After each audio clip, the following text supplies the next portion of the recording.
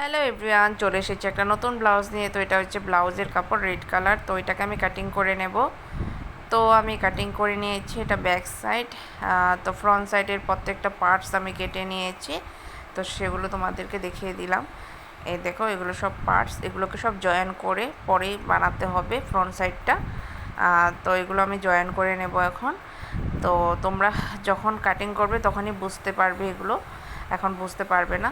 তো আমি ফ্রন্ট সাইডের এই যে ফার্স্টে বাটিগুলো বানিয়ে নিয়েছি। তো এখন এটাকে আমি জয়েন করে নেব বাকি পার্টসগুলো দিয়ে। তো বাকি পার্টসগুলো দিয়ে দেখো আমি জয়েন করে নিয়েছি, একটু লেস লাগিয়ে দিয়েছি, আর ব্যাক সাইডটাও কমপ্লিট করে নিয়েছি।